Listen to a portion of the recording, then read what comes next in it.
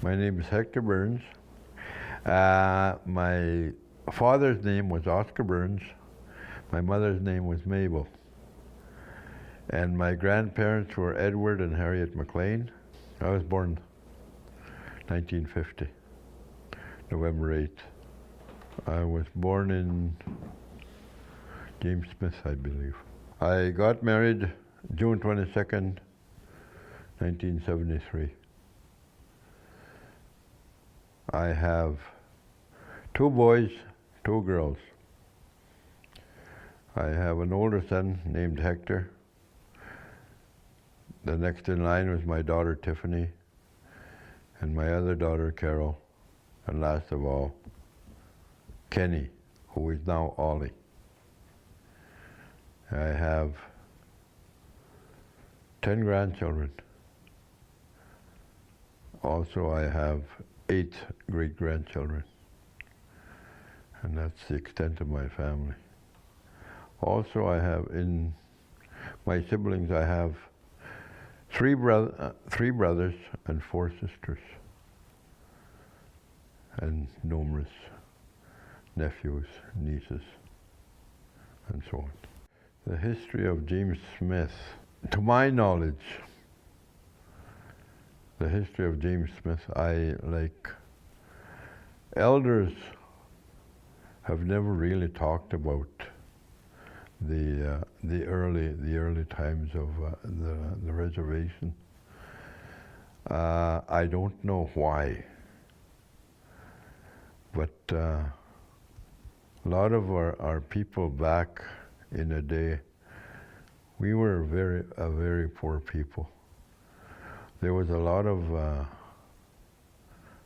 of trapping, a lot of hunting, and there's people that worked for the Hudson Bay. A lot of other people worked as farmers, for farmers. Other than that, like, there wasn't much talk of who went here and who went there and what they did. It was more or less, I don't know what it was, embarrassment, or if it was like they were too proud to say, or it's hard to put a finger on that. But anyway, like, to live on James Smith was very difficult. Well, everybody had to make a garden and do a lot of hunting, fishing. We can't fish here in James Smith anymore. Our river is contaminated. We had an oil spill up the river, and that took that away. And we also had a forestry, and there was a company come from BC. Now we don't have a forestry, it's all leveled. The company was named Weyerhaeuser. They come and they raped our forest. We don't have a forest anymore.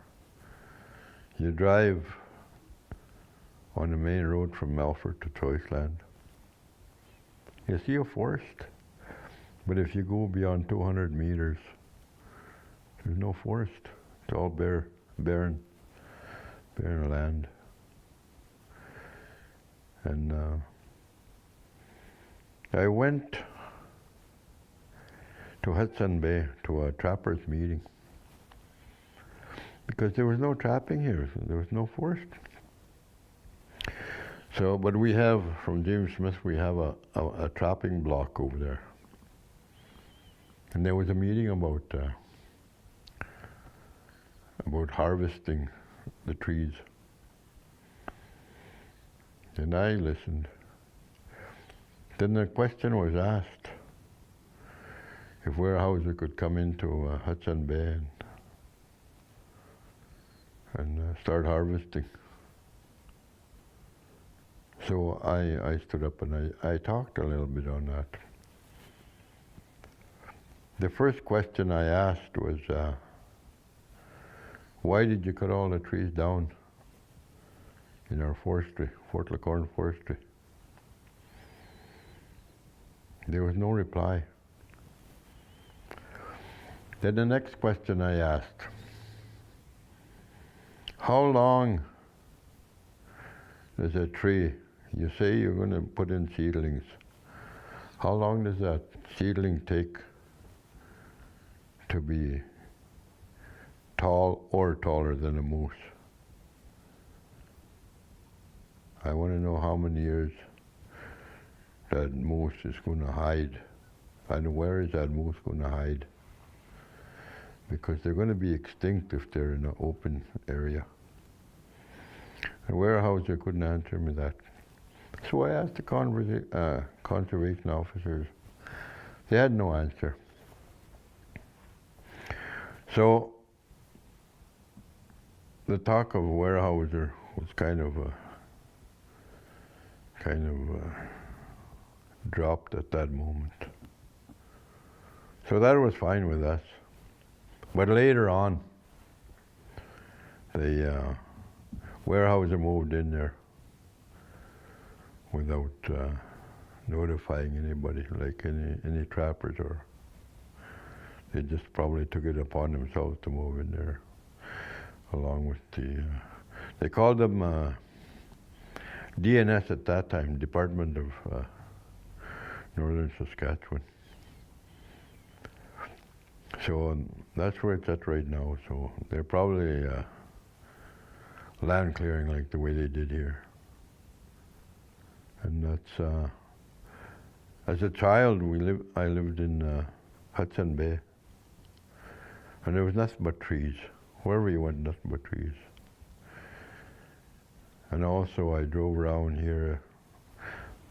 Our father took us across the river to go and pick berries. There was nothing but trees. Now they're just sand. Well, they seeded it, but the trees it took a long time. And they're still not full grown. And all the moose, they went down south. There's moose there, but not very many. There's animals there, not too many.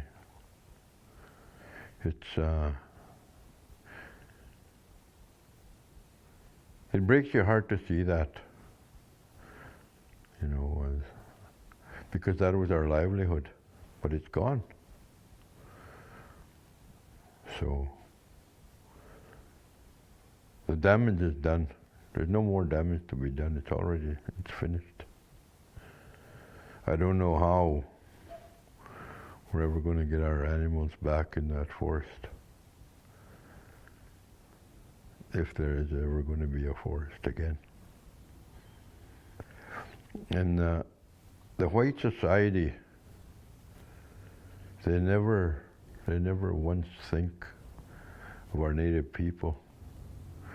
We're the caregivers of the land. The white man is the destroyer, all because of money. That's the thing that they value the most. Anyway, that destroyed a lot of our hunting and our fishing, trapping.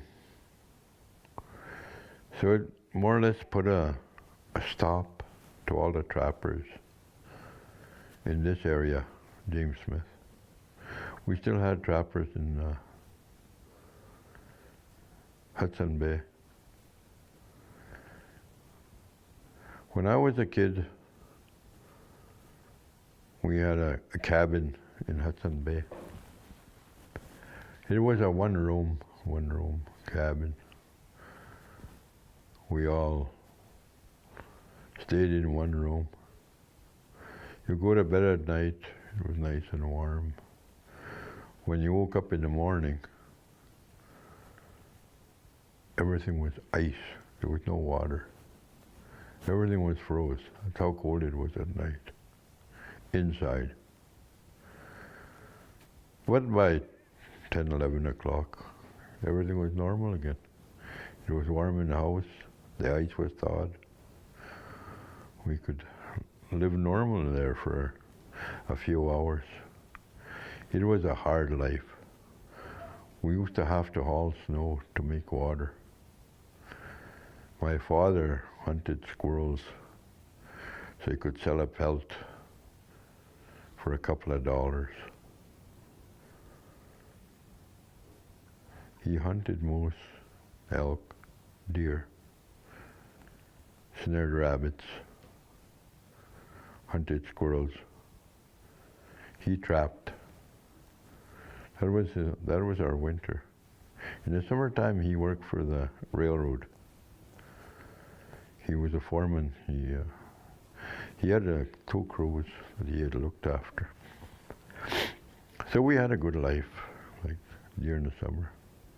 And later on, we were sent to a boarding school because there was no school on the trap line. We had no choice. We were sent out of, taken from our cabin. If we didn't go to school, we probably would have ended up in the system, fostered. And my parents didn't want that, so we went to the boarding school. There was a lot of hardship there. A lot of children lost our native tongue. The white man pounded it out of us. We weren't allowed to speak our language. There was a lot of abuse, physical abuse, mental abuse, sexual abuse. And it was really hard on people that went. People come home, commit suicide. They didn't want to talk about what happened. And lots of people like myself. I assaulted a lot of white people because of what happened to me in a residential school. So much physical abuse. So that was payback for the white man. Every time a white man would discriminate my people, I'd beat on him. Not because I wanted to, it was because of what happened to me. Numerous times I got charged for assault. And it was hard to stop. Even to this day, at my age, 67, if a white man says something about my native people, I'll assault that person. Because I can't forget that syndrome. Abuse, physical abuse, the hurt I went through. It's hard for me to forgive. But today I have a sweat lodge. I'm working on it. My abusive self.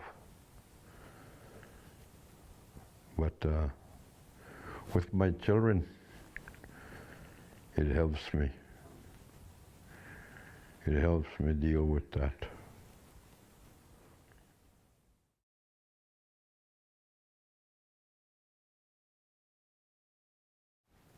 This year, I'll have my own sweat lodge. I'll be a sweat lodge keeper. I'm finishing my 3rd year. I'm doing my 4th. So I'll have my own sweat lodge. But still the fact of what happened to me in a residential school, like it's hard to deal with. There was so much hurt. You know, you couldn't talk to your sister. Your sister was over there 50 yards away in a fence. I was in a different fence. And, you know, it's like we were quarantined, you know. We couldn't, it's like a bad disease. We couldn't talk to each other. And toward the end of the residential school days, they took down the fences. But already the damage was there as a child, 6 years old, and your older sisters way over there, and inside another fence. It's like two different animals, and like you can't forget that, And you get beat in front of your sister, and you look at your sister, and your sister's crying because you're getting beat. You're 6 years old, Why am I getting beat? So like it's really hard for me, but that residential school syndrome, it's been passed on. I've done it myself. I'm guilty myself. I abused my son. I beat him the way I got beat because that's what I learned. Sorry. So, and I beat my daughters. It's hard to break that system. Maybe after I'm gone, you guys will be able to deal with that. But I was hurt so many times, like I did. Excuse me. I didn't like. It's hard for me to deal with it. But living the sweat lodge way, I think like I'm healing. But it'll take time. 15 years. 15 years old, 14, I walked out of there. I never looked back. So it was hard. Like even today it's hard. But I try to forget my past, my residential past, because I have young people like this, like yourselves, to talk, to make me forget what happened to me, But in my mind, at 6 years old, that one teacher broke 3 rollers on my ear, I told myself, I want to come back and I want to kill this. And that stuck with me. Today I can still see her, but killing her, I don't think of that anymore. Because it wouldn't do me a bit of good. They probably planted her a few years ago, so I kind of forgot about that.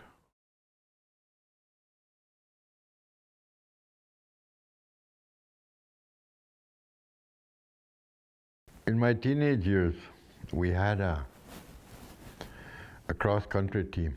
I think there might have been about 8 of us guys that ran, and we used to run in the morning. We'd run 12 miles in the morning, every morning. And then after school, after supper, we ran 8 miles. We ran 20 miles a day after day. And we weren't told why we were running. And then this day came, we got in this van and we went to, this was in Gordon's school. Then we went to Wynyard. We're going to run today, boys.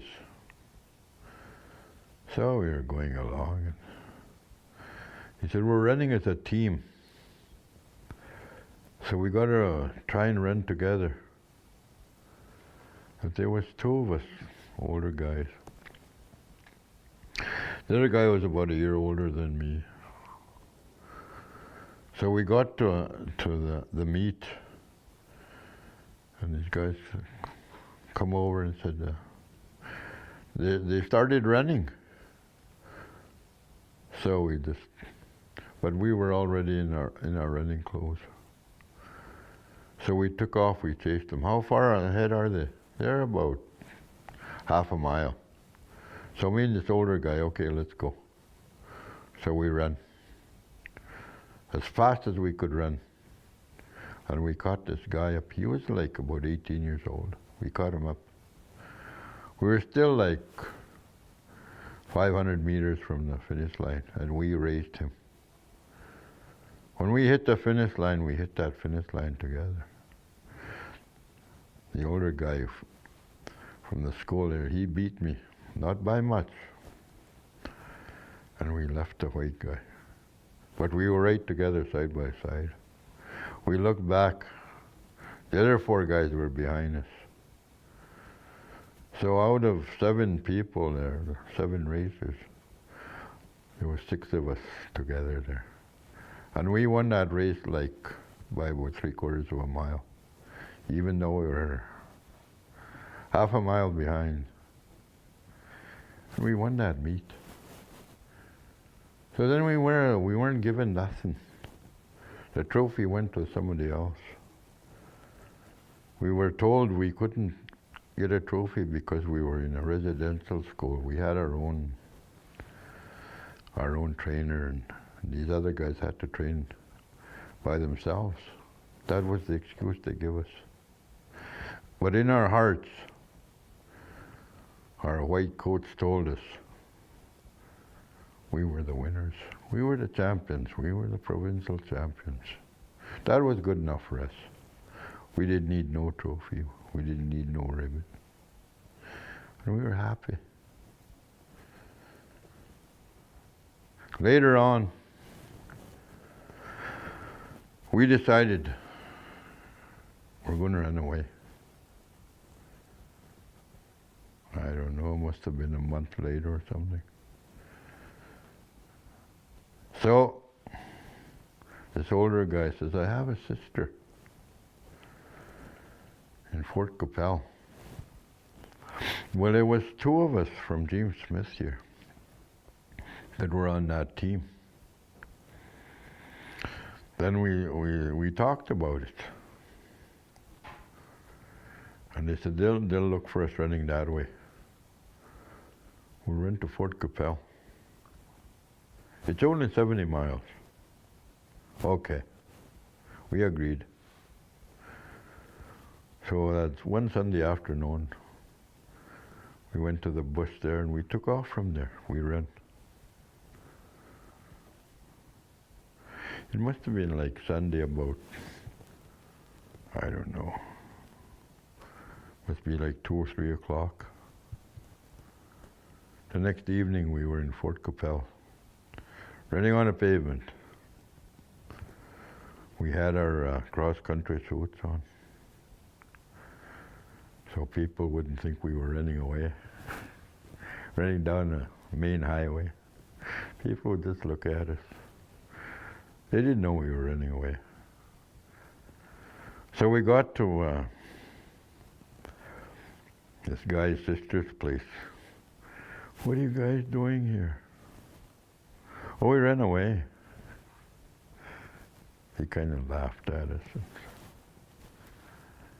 Okay, so we had supper, went to bed. Next morning, the cops were outside. They come to pick us up, take us back.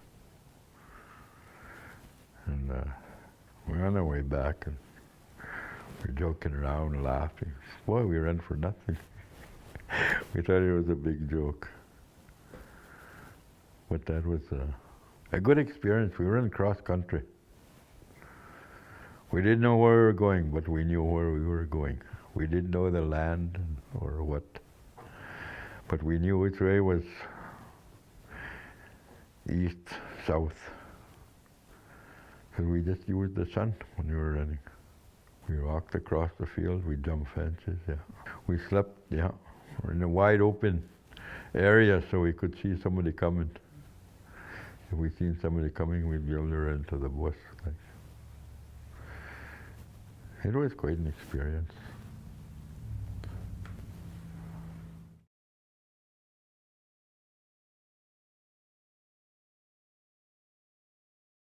I'll tell you a story about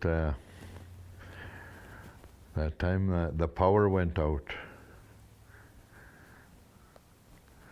Yeah, it wasn't really that many years back. I think my children were, I don't know if Jonia was a teenager yet. I don't think so. Anyway, the power went out and we waited all morning for the power to come on and it didn't.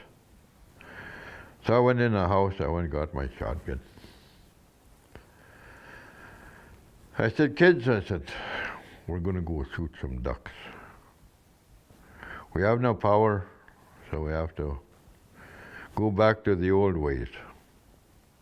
All right, let's go. So we all piled into the car. And we drove around. Boy, I seen a couple of ducks. I said, there's 2 ducks over there. So I shot. One died right away, and one was wounded. All right, kids, let's go get that wounded duck. I had my son there and my 2 daughters. Boy, they went running. There was a little ditch. The water wasn't very wide in that little ditch, maybe a foot, maybe a foot and a half.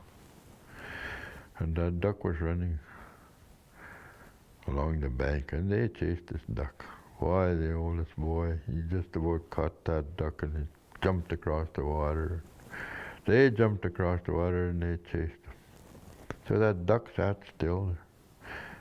My son was just going to pick him up. That duck jumped. Oh, my oldest son jumped back. And my oldest daughter said, why, you're a chicken. That's just a duck. It's got no teeth. So they chased the duck again. Boy, this time she grabbed it and wrung its neck. They brought it back. See, that's how it's done, told her brother. So we come home. I plucked the ducks. I made a fire. Skinned the ducks. Got a pot, watered. We made supper. We made duck soup. The old lady peeled potatoes, threw them in the soup. She made bannock. We call it kutawan bannock, along the fire, in a fry pan. The old ways, that's how they used to do it long ago. And we had our supper there. We didn't need power. I don't know, there was no power anywhere. All the gas stations were shut down, all the banks were shut down. When we finished our supper, the power came on. But the kid said, we have to do this again. I said, all right, we'll do it again. The next time the power goes out. It hasn't gone out yet. And my children are 30 and 40 years old.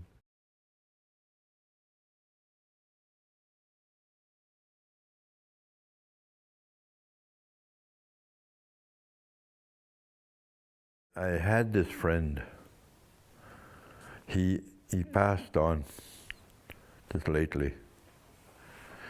And we've done everything together ever since the day we met. We grew up childhood buddies. And this one time, he says, well, there was this place they call the Forks, and they used to get hay there in the fall. But in the springtime, it would flood. The Kerry River would flood these hay fields. So it was a late spring, and the water was deep. And he says, Bud, he says, let's take the horses. We'll go right around over there. Where? At the Forks, okay. So we went. And we were riding along in the water. Our feet were dragging in the water. That's how deep it was. But we never had such a thing as a saddle, just bareback riding. So then we were riding along. He had this big sorrel, and this sorrel was just a lazy horse. You beat that horse with a club, it wouldn't go into a trot or a gallop, it just walked. So I rode the other horse, which had a heck of a lot more get up and go. That's the one you ride that one. Why? Well, if he bucks, he said, you know how to ride a bucking horse. I don't. I said, okay. So we're riding along. And we come to this bus line. We were going in a circle. So this bus line went out about, I don't know, 75 meters, and we had to go around it. So I went around it, and he was dragging butt way back there. So I went around the bus, and I come around on the other side. And there was a beaver run there. But we couldn't see the beaver run, but it was there, and we didn't know about it. So I was riding toward the middle of that. Son of a gun, my horse, boy, stepped into that beaver run. Why, my horse sunk. I sunk. We went under the water. Why, right away I tightened up my reins, my lines, because I'm going to come flying out of here. Sure enough, boy, that horse got grip. Why, we come flying out of that slow. We were up on the other side of the beaver run now. So I rode along the edge of the willows. I was hiding there. Here he comes around the corner. And then I said, hey, bud, I said, you see where that mud is on top of that water there? I said, yeah. I said, there's a big hole there. Don't go there. Go close to the bush. But me knowing beaver runs, is deeper closer to the bush. This is going to be funny. So he come right up. So I rode into where the sunlight was, and he could see me. I was all wet. And he started laughing at me, because I'm all wet. Not knowing that the beaver run is deeper where he's going. He was laughing at me. So I'm just thinking, anytime now. Sure enough, that horse went under the water, and so did he. Right about now, they should emerge. Boy, they come out of the water. That horse looked like a fire-breathing dragon. Water shooting out of his nostrils. His eyes were real big. Hanging onto the mane, boy, that horse come rearing out of there. Man, I laughed.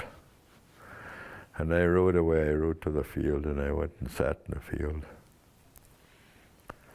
And I'm sitting there, and I'm laughing. Boy, he comes riding up to me. He said, buddy, you're trying to kill me. I'm laughing. But that really looked funny. So, up to the time he passed on, when we'd meet one of our friends that we both knew, he'd say, that guy tried to kill me. He always said that when we'd meet one of our friends. He tried to kill me. And I told him I didn't try to kill you. And we'd laugh. We had so much fun. Another time, me and him, we were a little bit younger then. Well, it might have been the same summer. But I had learned to use a shotgun when I was very young. Kick like a horse, 12-gauge shotgun. And they had a shotgun. He said, bud, you know how to use a shotgun? Oh, yeah. So he went in the house. He went and asked his mother, could we use a shotgun? We're going to go hunting ducks. Okay. So that old lady gave him 2 shells.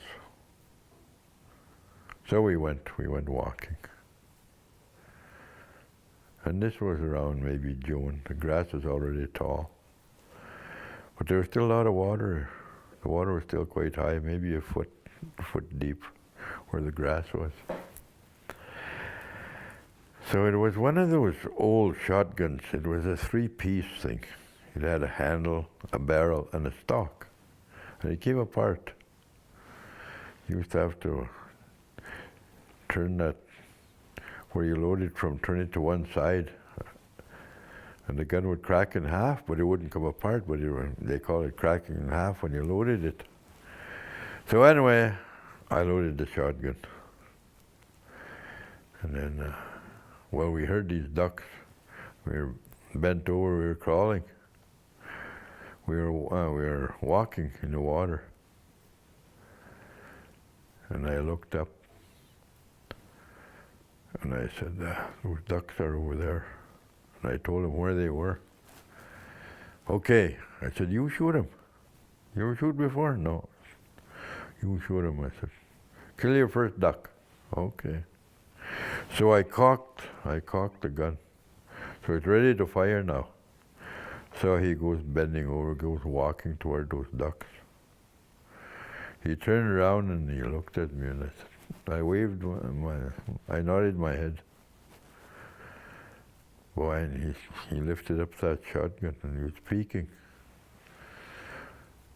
But that shotgun, it had a real hairy trigger. Meaning you touch that trigger, bang, it's going to go off. Boy, and he's bent over there and he's looking up. He touched the trigger. Man, he went out of sight, under the water. Fell over backwards. Again, I took off. And I sat along the road, I'm laughing. He comes, but when I looked back, you couldn't see him because he was under the water, because we were skinny. Boy, he comes running. He's madder than a hornet's nest. What did you do that for? What did I do, partner? And he started laughing. I shouldn't have touched that trigger. I said, no, you shouldn't have. And we sat there and laughed, but I thought the fight was going to be on there, because he was mad. I said, come on, bud, let's go. I said, where? I said, we got to look for that shotgun you left in the water. And he laughed even harder, so we went to look for the shotgun. We found it, but it was so funny. That was two good memories of my friend. I'll never forget. I told it to one of the guys at a wake, and he said to me, partner, he said, you go to that mic and you go tell that story. These people here are so sad. We lost that guy. I said, no, I'm gonna sit with the family. I'm gonna tell the family, and then I'm gonna make them laugh. I said. But it was really funny, my friend.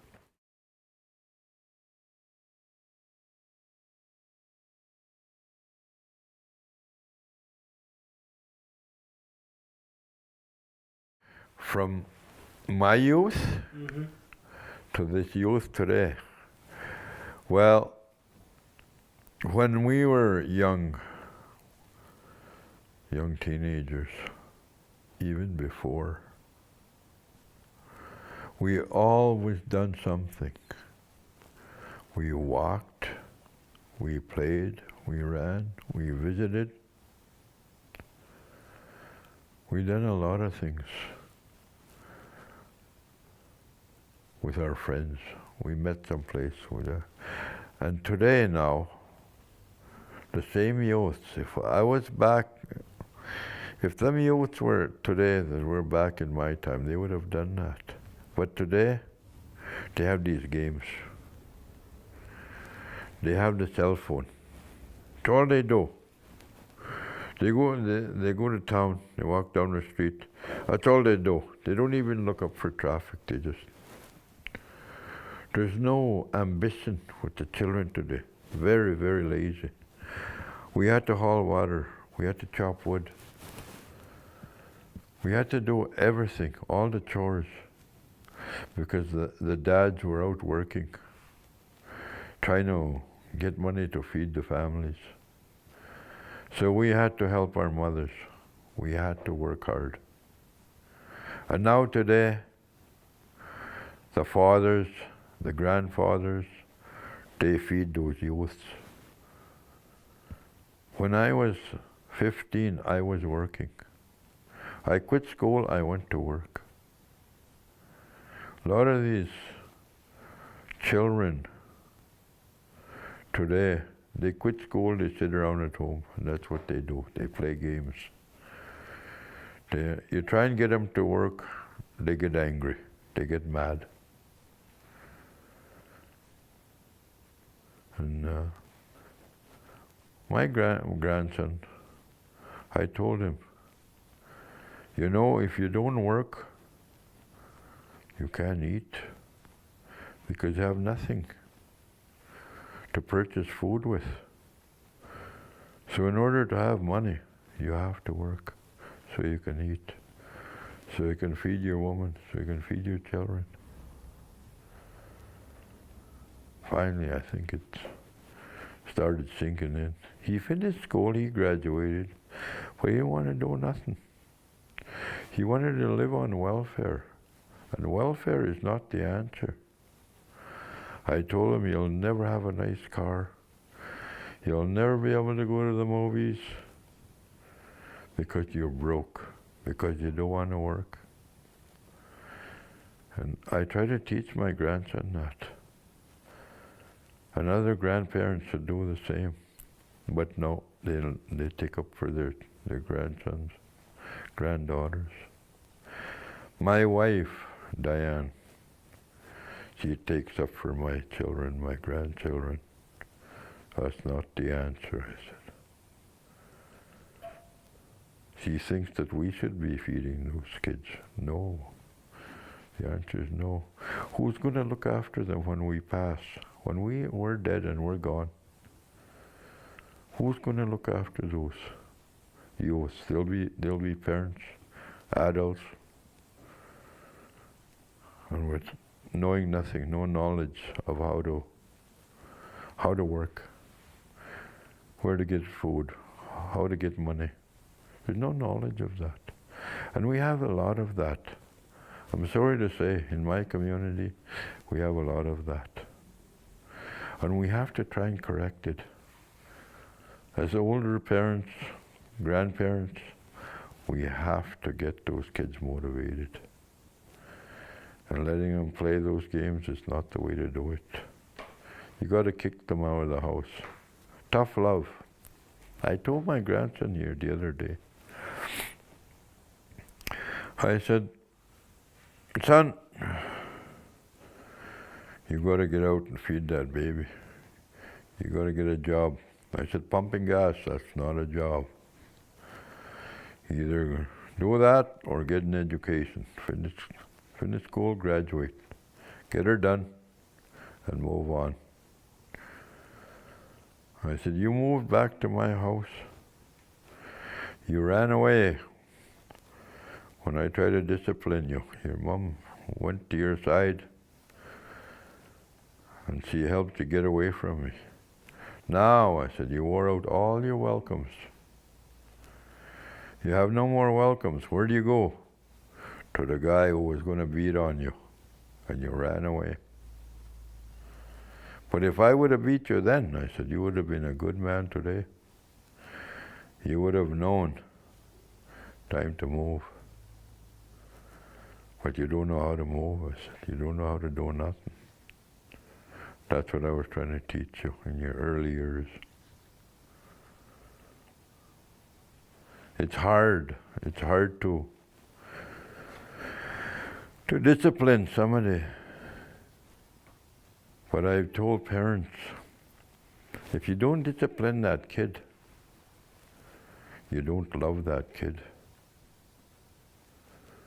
Why I say that? Why I use those words?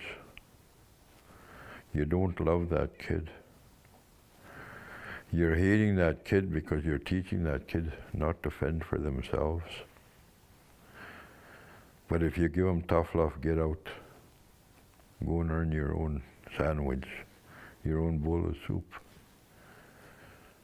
Then and that kid, I told my grandson, I'm telling you I love you. I don't hate you. I hate you if I have to feed you. I'm hating you because you don't know how to feed yourself. When I'm dead and laying in that box, you'll be looking at me and, what do I do now, Grandpa? I can't answer you because I'm dead. I'm lifeless. That's what I'm trying to teach you now. While you're still young, while I'm got a little bit of health left in me. That's what I want you to do. Go out and earn your own way. Don't rely on nobody.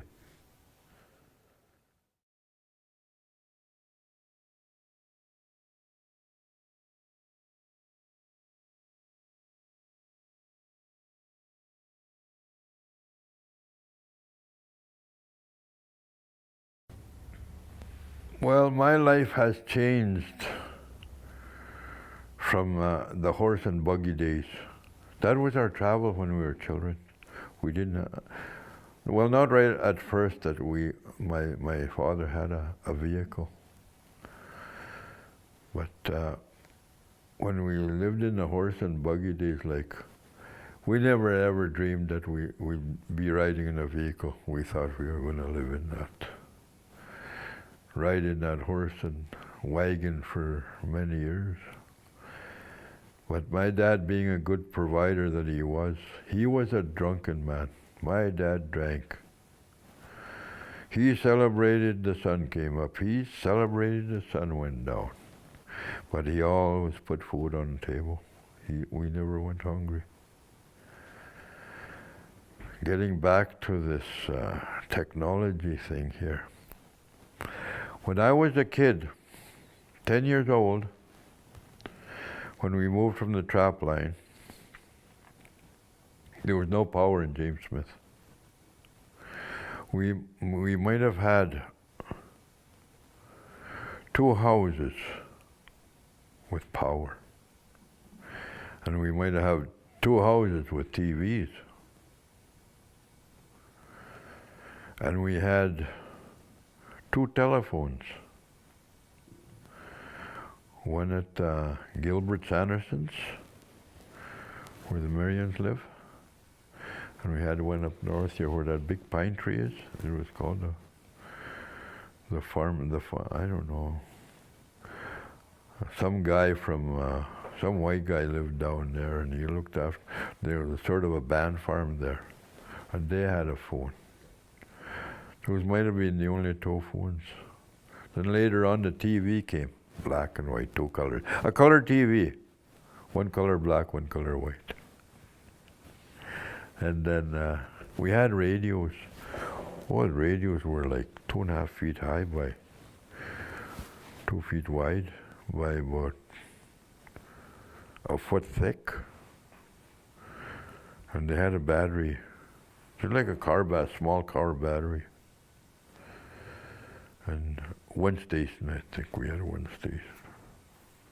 That was our technology. And now today, like my dad was a farmer. And them days he drove a tractor. It was called a Massey 97. Big long tractor. It had 2 wheels. And me and the wife were going down the road. And we met this tractor. 12 wheels took up the whole road. And this road we're traveling on is like 3 times wider than the road he traveled on when he was a young man. And I said to the wife, see this thing coming here, this tractor? Got them 12 wheels. What do you think the old fella would say, my dad? What would he say if he seen that thing? The wife looked at me and said, I don't think he'd say anything. I think he'd fall over and die. You've never seen a tractor that big. And I laughed at her and I said, yeah, I think he would die. Because that's such a huge tractor. Like probably 7, 8 times bigger than what he used to drive. And that would have been something for him to see. Technology. I don't know if the youth, I don't know if they'll make good use of that. Because like I said, it's pretty hard. Well, maybe in the future, all you're going to need is 2 thumbs to operate anything. Maybe they'll be that far advanced, but I kind of don't think so. You're still going to need an automobile to get from place to place. Not everybody's going to be able to afford something he can ride and just lift off the ground and go to somewhere else. How is he going to purchase this thing? Like I said before, it's all same principle. You have to work in order to eat. You have to work in order to travel. It all relates back to the same thing.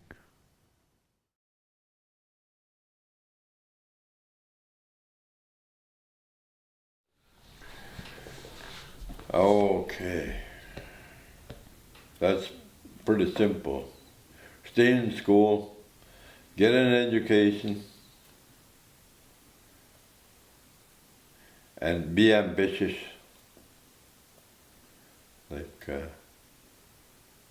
Being lazy doesn't get you anywhere. You'll always be stuck here in the reserve. But if you have ambition and you set goals for yourself, you'll be able to see the world. Where the opposite part of that is you'll never leave this place if you don't have any drive. And the drive comes from within. It doesn't come from your neighbor. It doesn't come from your parents, your grandparents. It comes within. If you have a heart that feels it wants to be happy, I think maybe you have to give it drive. Drive yourself from your mind, from your heart, from your well-being, your health. That's how I feel about that.